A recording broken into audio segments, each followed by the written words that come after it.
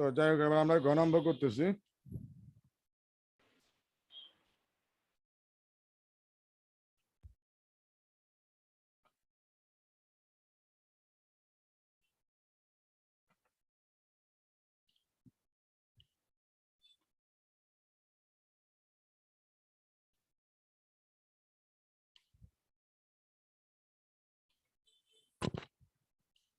মামুন এন্টারপ্রাইজের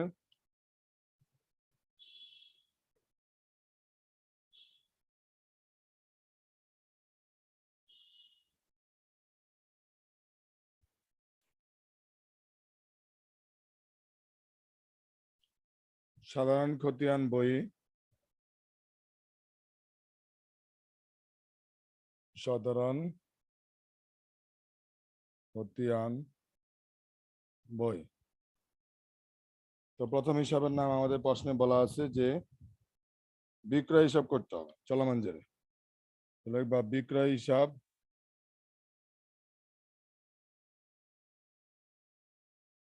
আর এখানে হিসাবে কোড নাম্বার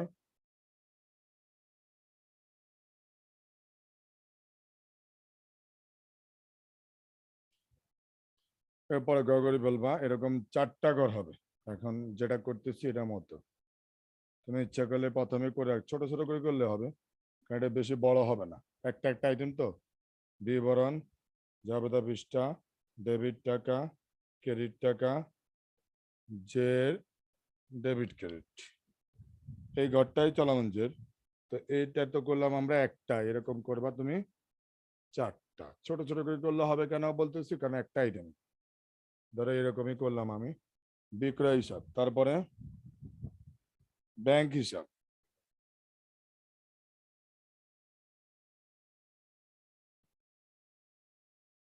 ব্যাংক হিসাব এটা আরেকটা খতিয়ান। তো এখানে দিবে হিসাবে কোড নাম্বার,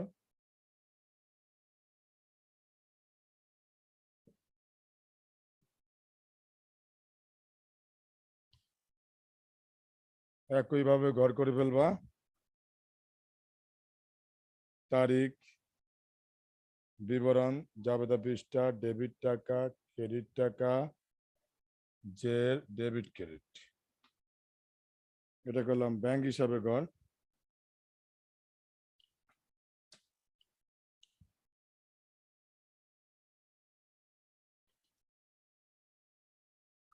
ছোট করে করলে হবে কারণ এখানে একটা আইটেম। তারপরে ব্যাংকের পরে আছে বেতন হিসাব,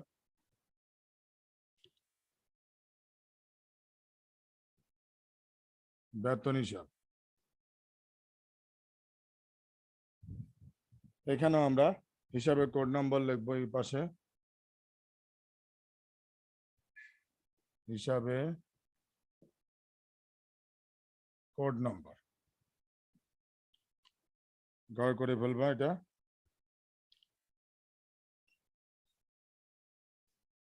তো তারিখ, বিবরণ, জাবেদা পৃষ্ঠা, ডেবিট টাকা, ক্রেডিট টাকা, যে ডেবিট ক্রেডিট, এই হচ্ছে ঘরগুলো। তো প্রথমে আমরা প্রথমটা করি তারিখ, আরেকটা আছে ওটা অবশ্য আমরা এখানে মুছে করতে পারবো। বিবরণ, জাবেদা পৃষ্ঠা,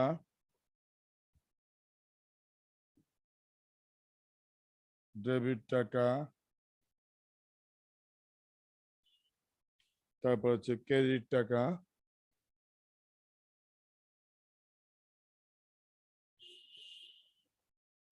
তারপরে জের ডেবিট ক্রেডিট,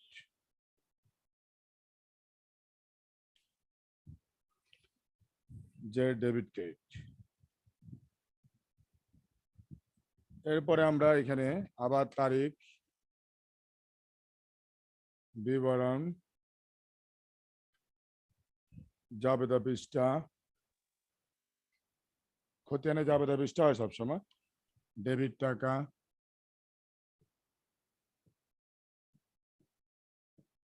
ক্রেডিট টাকা, জের ডেবিট ক্রেডিট ব্যাংক গেল। তারপর হচ্ছে বেতন হিসাব, তারিখ, বিবরণ, জাবেদা পৃষ্ঠা, ডেবিট টাকা, ক্রেডিট টাকা,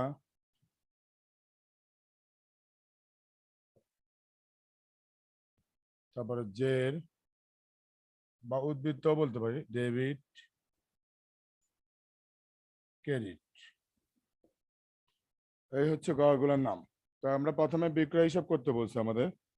তো দেখো নগদান হিসাবে ডেবিট দিকে বিক্রয় হিসাব লিখছে, অর্থাৎ বিক্রয় ক্রেডিট, কিন্তু নগদান হিসাব ডেবিট, এই জন্য নগদান হিসাবে ডেবিট দিয়ে লিখছে। তো আমরা যখন খতিয়ান করতে যাব বিক্রয় হিসাবে, তখন বিক্রয়ের টাকাটা ক্রেডিট দিকে লিখতে হবে, কারণ যেহেতু বিক্রয় ক্রেডিট। তাহলে 2017 আমরা যাবে করছি, এটা 2017 জানুয়ারি 17, নাম দিব বিপরীত নাম নগদান হিসাব, যেহেতু নগদান হিসাবে ডেবিট দিকে, তাহলে নগদান হিসাব। আর বিক্রয় ক্রেডিট হবে, তো ক্রেডিটে বসাবো 17,000, আর সরাসরি জেরেও 17,000। শেষ, একটাই আইটেম এখানে। তারপরে বিক্রয়ের পরে আছে ব্যাংক হিসাব। তো ব্যাংক দেখো নগদান হিসাবে ক্রেডিট দিকে আমরা লিখছি ব্যাংক হিসাব দিয়ে, তার মানে নগদান ক্রেডিট, ব্যাংক ডেবিট আমরা যাবেটা করছিলাম। তাহলে ব্যাংক যেহেতু ডেবিট, আমরা ডেবিট দিকে লিখবো 2017 জানুয়ারি 2, নাম দিব নগদান হিসাব, নগদান হিসাব নাম দিলাম। তো ডেবিট দিকে বসবে, কারণ ব্যাংক ডেবিট যেহেতু আমরা যাবে বলছি, ব্যাংক ডেবিট নগদান ক্রেডিট, তাহলে 22,000 টাকা এখানে ডেবিট, এখানেও ডেবিট। তারপরে ব্যাংকের পরে আমাদের বলছে বেতন হিসাব, বেতনও ওখানে ক্রেডিট দিকে আছে নগদানে, তার মানে আমরা যা বেতন করছিলাম বেতন ডেবিট নগদান ক্রেডিট, তাহলে এখন বেতনের হিসাবে ডেবিট দিকে বসাবো, নাম দিব নগদান হিসাব। তাহলে একবার 2017 জানুয়ারি 15 নগদান হিসাব দিয়ে বেতন ডেবিট, ডেবিটে বসবে 3,000 টাকা, 3,000, আর এইখানেও ডেবিটে বসবে 3,000। তারপর লাস্ট আমাদের আরেকটা হিসাব আছে উত্তোলন হিসাব করতে বলছি, তো এটা আমরা উপরে বিক্রয় হিসাবটা মুছে উত্তোলন হিসাব লিখে দিই, এই যে এটা। তোমরা আরেকটা করতে হবে উত্তোলন হিসাব।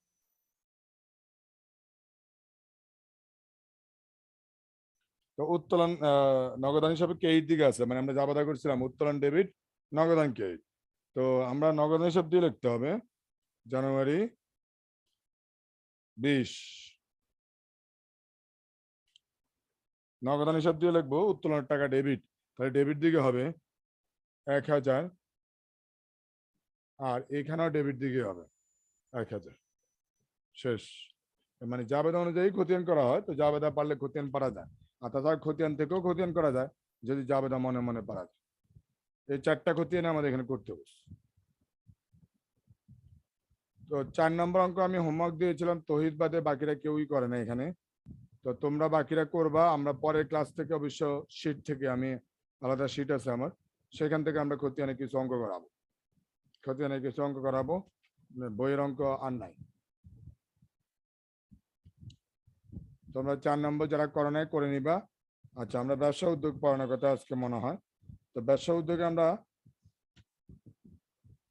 লাস্ট ক্লাসে তোমরা ছিল না অনেকে, যার কারণে আমরা আর পড়া দিয়েছি মানে মুখে মুখে, আর পড়াই নেই।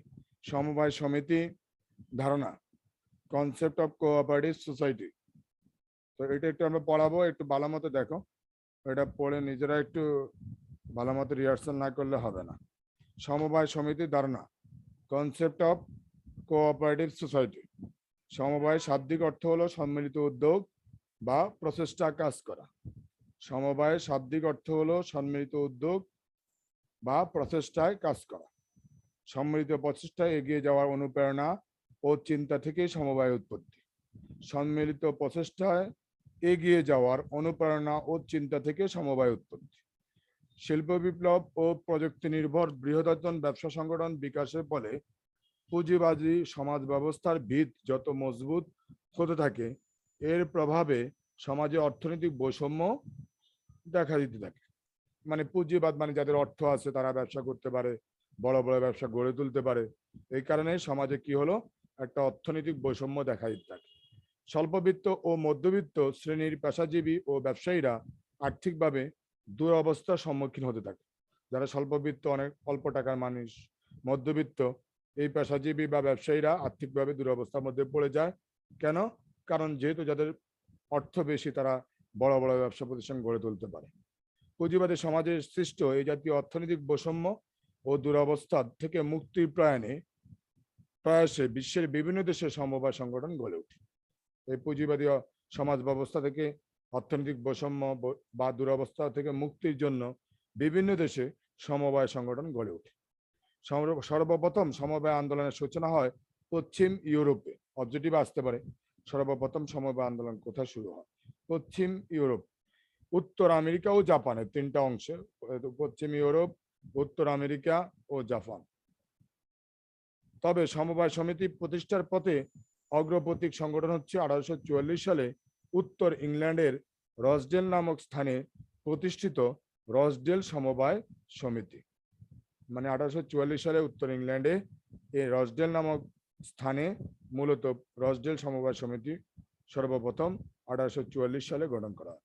28 জন তাঁত শ্রমিকের 28 স্টার্লিং পাউন্ড পুঁজি নিয়ে প্রতিষ্ঠিত এই সমবায় সমিতিকে বিশ্বের সর্বপ্রথম সমবায় ব্যবসা হিসেবে গণ্য করা হয়। মানে 28 জন তাঁত শ্রমিক 28 স্টার্লিং পাউন্ড পুঁজি নিয়ে এই সমবায় সমিতি গঠন করে, বিশ্বের প্রথম। এই সমিতির সদস্যদের আর্থিক অবস্থা ভালো ছিল না। তারা তাদের স্বল্প বেতন দিয়ে উচ্চ মূল্যের খাদ্য সামগ্রী ও নিত্য প্রয়োজনীয় দ্রব্যাদি ক্রয় করতে সক্ষম ছিল না। তাদের পুঁজি কম, তাই তারা উচ্চ মূল্যের খাদ্য সামগ্রী, নিত্য প্রয়োজনীয় দ্রব্যাদি ক্রয় করতে সক্ষম ছিল না। সমবায় সমিতির মাধ্যমে তারা তাদের নিত্য প্রয়োজনীয় ময়দা, চিনি জাতীয় খাদ্য সামগ্রী সংগ্রহ করে কম দামে নিজেদের মধ্যে ক্রয় বিক্রয় ব্যবস্থা করে। তারা সমবায় সমিতির মাধ্যমে নিত্য প্রয়োজনীয় ময়দা, চিনি বা যেগুলো তাদের নিত্য প্রয়োজনীয় ওই খাদ্য সামগ্রীগুলো সংগ্রহ করে কি করে, তারা নিজেদের মধ্যে কম দামে ক্রয় বিক্রয় ব্যবস্থা করে। এই হচ্ছে তাদের সমবায় অবস্থা। বিশ্বের সর্বপ্রথম যে সমবায় সমিতি, রসডেল সমবায় সমিতি, তার একটা চিত্র এখানে দেখানো হয়েছে। তো নিজেদের মধ্যে গণতান্ত্রিক মানসিকতা, পারস্পরিক আস্থা ও শ্রদ্ধাবোধ এবং সততাকে তারা এই ব্যবসার পরিচালনার নীতি হিসাবে গ্রহণ করে। এভাবে সমবায় সমিতির যাত্রা শুরু হয়। মানে তাদের মধ্যে গণতান্ত্রিক মানসিকতা, একে অপরের প্রতি শ্রদ্ধাবোধ, আস্থা, সততা, এগুলা তারা এই ব্যবসায় পরিচালনা নীতি হিসাবে গ্রহণ করে। এইভাবেই সমবায় সমিতির যাত্রা শুরু হয়। আমাদের এই উপমহাদেশে, মানে ভারতীয় উপমহাদেশে সর্বপ্রথম 1904 সালে সরকারিভাবে সমবায় উদ্যোগ গ্রহণ করা হয়। 1918 সালে কলকাতা বেঙ্গল কোঅপারেটিভ ফেডারেশন প্রতিষ্ঠা হয়। 1959 সালে প্রখ্যাত সিভিল সার্ভিস কর্মকর্তা ডক্টর আক্তার হামিদ খানের নেতৃত্বে কুমিল্লায় পল্লী উন্নয়ন একাডেমি বা বার্ড প্রতিষ্ঠার মাধ্যমে সমবায় সমিতি আন্দোলন ব্যাপক জনপ্রিয়তা লাভ করে। আমাদের উপমহাদেশে বাংলাদেশে সর্বপ্রথম ডক্টর আক্তার হামিদ খানের নেতৃত্বে কুমিল্লায় পল্লী উন্নয়ন একাডেমি বার্ড প্রতিষ্ঠা করা হয় এবং জনপ্রিয়তা লাভ করে। স্বাধীন বাংলাদেশে 1972 সালে জাতীয় সমবায় ব্যাংক লিমিটেড কার্যক্রম শুরু করে। মানে বাংলাদেশে ব্যাংকের কার্যক্রম শুরু হয় সমবায়ের 1972। পরবর্তীকালে বাংলাদেশে বিভিন্ন প্রকারে সমবায় সমিতি গড়ে উঠেছে। বাংলাদেশে একটি উল্লেখযোগ্য সমবায় সমিতি হচ্ছে দুগ্ধ উৎপাদনকারীদের সমবায় সংগঠন বাংলাদেশ দুগ্ধ উৎপাদনকারী সমবায় ইউনিয়ন লিমিটেড, যা মিল্ক বিটা নামে পরিচিত। মানে মিল্ক বিটা যে আমরা যে দুগ্ধ মানে ভোগ করি, সেই দুগ্ধ উৎপাদনকারী সমবায় সমিতি মিল্ক বিটা নামে এটা পরিচিত। এছাড়া জাতীয় পর্যায়ে বাংলাদেশ মৎস্যজীবী সমবায় লিমিটেড, বাংলাদেশ অটোরিকশা চালক সমবায় ফেডারেশন লিমিটেড, কুমিল্লা শিল্প সমবায় সমিতি লিমিটেড, বাংলাদেশ জাতীয় মহিলা সমবায় সমিতি লিমিটেড সহ অনেক সমবায় সমিতি কাজ করছে। 2009 সালে হিসাব মতে বাংলাদেশে 1,63,408টি প্রাথমিক সমবায় সমিতি রয়েছে, যার মোট সদস্য সংখ্যা হচ্ছে 85,05,038 জন। বর্তমানে বাংলাদেশের সকল সমবায় সমিতি 2001 সালে সমবায় আইন এবং 2004 সালে সমবায় বিধিমালা অনুযায়ী পরিচালিত হচ্ছে। আইন হচ্ছে সমবায় এক 2001 সালের, আর বিধিমালা বা সমবায় বিধি হচ্ছে 2004 সাল। এ দ্বারা বাংলাদেশের সবগুলো সমবায় সমিতি পরিচালিত হচ্ছে। বাংলাদেশ সহ উন্নয়নশীল ও উন্নত বিভিন্ন দেশে সমবায় একটি জনপ্রিয় ব্যবসা সংগঠন হিসাবে স্বীকৃতি লাভ করেছে। সমবায় সংগঠনের বৈশিষ্ট্য, এবার বৈশিষ্ট্যগুলো দেখো। সাধারণভাবে কতিপয় নিম্ন ও মধ্যবিত্তের সমমনা ব্যক্তি নিজেদের আর্থিক উদ্দেশ্য অর্জনের জন্য স্বেচ্ছায় মিলিত হয়ে একটি সমবায় সমিতি গঠন করে। তারা সমতার ভিত্তিতে মূলধন বিনিয়োগ করে, গণতান্ত্রিকভাবে উক্ত সংগঠনটি পরিচালনা করে এবং ন্যায়সঙ্গতভাবে উক্ত সংগঠনের ঝুঁকি ও সুযোগ সুবিধা ভাগ করে নিতে সম্মত হয়। মানে সবকিছু নিজেদের মধ্যেই করে তারা, সমতার ভিত্তিতে, গণতান্ত্রিক ভিত্তিতে, ন্যায়সঙ্গতভাবে ঝুঁকি সুযোগ সুবিধা সবই গণতান্ত্রিকভাবে তারা ভাগাভাগি করে নেয়। সমবায় সমিতির বেশ কিছু বৈশিষ্ট্য রয়েছে, নিম্নে সেগুলো বিশ্লেষণ করা হলো। এক, সাধারণত নিম্নবিত্ত ও বিত্তহীন সমমনা ও পেশার ব্যক্তিবর্গ স্বেচ্ছামূলকভাবে এই জাতীয় সংগঠন গড়ে তোলে। মানে এরা বিত্তহীন মানুষের সংগঠন। এটা সমিতির উদ্দেশ্য হচ্ছে বৈধ উপায়ে সমিতির সদস্যদের আর্থসামাজিক অবস্থার উন্নয়ন সাধন। ব্যবসায়ের প্রধান উদ্দেশ্য হচ্ছে আত্মনির্ভরশীলতা অর্জন, মুনাফা অর্জন নয়। এদের প্রধান উদ্দেশ্য কিন্তু মুনাফা অর্জন নয়, আত্মনির্ভরশীলতা। 2001 সালে সমবায় আইনে 3 ধরনের সমবায় সমিতির উল্লেখ আছে। সেগুলো হলো প্রাথমিক সমবায় সমিতি, যার সদস্য সংখ্যা হবে ন্যূনতম 20 জন একক ব্যক্তি এবং যার উদ্দেশ্য হবে বৈধ উপায়ে সমিতির সদস্যদের আর্থসামাজিক অবস্থা উন্নয়ন।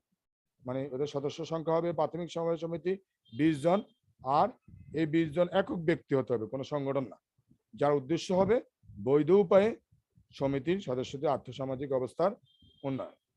তারপরে বলছে সর্বাধিক সদস্য সংখ্যা নির্দিষ্ট করে বলা হয়নি, সর্বোচ্চ সদস্য সংখ্যা নির্দিষ্ট না। খ, কেন্দ্রীয় সমবায় সমিতি, যার সদস্য হবে অন্তত 10টি প্রাথমিক সমবায় সমিতি। মানে ওই যে উপরে যে প্রাথমিক সমবায় সমিতি 20 জন দ্বারা গঠিত হয়, 10টি প্রাথমিক সমবায় সমিতি নিয়ে হয় কেন্দ্রীয় সমবায় সমিতি। এবং উদ্দেশ্য হবে উক্ত সদস্য সমিতিগুলোর কাজকর্ম সুষ্ঠুভাবে পরিচালনা, সহায়তা প্রদান এবং সমন্বয় সাধন। তারপরে গ, জাতীয় সমবায় সমিতি, যার সদস্য হবে 10টি কেন্দ্রীয় সমবায় সমিতি, সদস্য হবে 10টি কেন্দ্রীয় সমবায় সমিতি এবং উদ্দেশ্য হবে দেশব্যাপী উক্ত সদস্য সমিতিগুলোর কাজকর্ম সুষ্ঠুভাবে পরিচালনা সহায়তা প্রদান। মানে 10টা কেন্দ্রীয় সমবায় সমিতির কাজ দেশব্যাপী সুষ্ঠুভাবে পরিচালনা সহায়তা প্রদান এবং সমন্বয়। আর 3, সমবায় সমিতির সমবায় আইনে গঠিত একটি কৃত্রিম ও স্বতন্ত্র সত্তা বিশিষ্ট সংগঠন, যার স্থায়ী ধারাবাহিকতা থাকবে। উদ্দেশ্য পূরণের যে কোনো ধরনের সম্পদ অর্জন, ধারণ, হস্তান্তর করা এবং চুক্তি করার অধিকার থাকবে। মানে এটা মূলত সমবায় আইন দ্বারা গঠিত হবে এবং এরা নিজেদের ধারাবাহিকতা ভাবে এটা গঠন করা হবে। এটা একটা কৃত্রিম সংগঠন, স্বতন্ত্র সত্তা বিশিষ্ট সংগঠন, যা উদ্দেশ্য পূরণের যে কোনো ধরনের সম্পদ অর্জন, ধারণ, হস্তান্তর করা এবং চুক্তি করার অধিকার থাকবে। সমিতির একটি সাধারণ সিলমোহর থাকবে এবং নিজ নামে মামলা দায়ের করতে পারবে এবং সমিতির নামেও অন্য কেউ মামলা দায়ের করবে, যৌথ মূলধনী কোম্পানির মতো আলাদা একটা সত্তা থাকে, কৃত্রিম সত্তা, এবং এই কারণে তারা একটা আলাদা সিলমোহর থাকতে হয়। তারা নিজ নামে মামলা দায়ের করতে পারে এবং তৃতীয় পক্ষ তাদের নামে মামলা দায়ের করতে। 4, সমবায় সমিতির মূলধন সমমূল্যের কতগুলো শেয়ারে বিভক্ত থাকে। এদেরও শেয়ার, যৌথ মূলধনী কোম্পানির মতো। সমবায় সমিতির প্রত্যেক সদস্য অন্তত একটি শেয়ার ক্রয় করে সমিতির সদস্য হতে পারবে, তবে কোন সদস্য সমিতির মোট শেয়ার মূলধনের 1/5 অধিক শেয়ার ক্রয় করতে পারে না। মানে টোটাল ক্যাপিটাল যেটা, তার 5 ভাগের 1 ভাগের বেশি কেউ কোনো সদস্য কিনতে পারবে না, কারণ সব সদস্য যাতে কিনতে পারে। সদস্যগণের দায় সাধারণত সীমিত ও শেয়ার মূল্য দ্বারা সীমাবদ্ধ। 5, ব্যবস্থাপনা পরিচালনার সকল স্তরে সমবায় সমিতিকে সম্পূর্ণ গণতান্ত্রিক রীতিনীতি অনুসরণ করে ব্যবসা পরিচালনা করতে হয়। মানে সকল সদস্যের মতামত নিয়ে ব্যবসা পরিচালনা করতে হয়। সকল শ্রেণীর সমবায় সমিতি প্রত্যেক সদস্য সমিতির কোনো সিদ্ধান্ত গ্রহণের ক্ষেত্রে একটি মাত্র ভোট প্রয়োগের অধিকারী, মানে ভোট দিতে পারে। উক্ত ভোট ব্যক্তিগতভাবে উপস্থিত হয়ে প্রয়োগ করতে হয়, প্রতিনিধির মাধ্যমে কোনো ভোট দেওয়া যায় না। 6, সমবায় আইন 2001 অনুযায়ী সমবায় সমিতি হিসেবে নিবন্ধিত বা অনুমোদিত না হলে কোনো ব্যক্তি সংঘ বা সংগঠন বা সমিতি তার নামের অংশ হিসেবে সমবায় বা কোঅপারেটিভ শব্দটি ব্যবহার করতে পারবে না। মানে 2001 সালে আইন অনুযায়ী এটা নিবন্ধিত বা অনুমোদিত না হলে কোনো ব্যক্তি অথবা ব্যক্তি সংঘ অথবা সংগঠন অথবা সমিতি তাদের নামের শেষে সমবায় বা কোঅপারেটিভ শব্দটি ব্যবহার করতে পারবে না। অর্থাৎ নিবন্ধন ব্যতীত সমবায় শব্দ ব্যবহার নিষিদ্ধ। অন্যান্য কারবারের সাথে সমবায়ের বেশ কিছু মিল থাকলেও কিছু আলাদা বৈশিষ্ট্য রয়েছে। আলাদা বৈশিষ্ট্য হচ্ছে তারা সকলে মিলে কাজ করে, গণতান্ত্রিক রীতিনীতি মূল্যবোধ অনুসরণ করে। যাই হোক, এই হচ্ছে আমাদের আজকে পড়া সমবায় সমিতি কি, সমবায় সমিতির বৈশিষ্ট্য। এই দুটো টপিক পড়বা পরের ক্লাসে। আজকে এ পর্যন্ত। আচ্ছা স্যার। হ্যাঁ বলো। আসসালামু আলাইকুম। আসসালাম।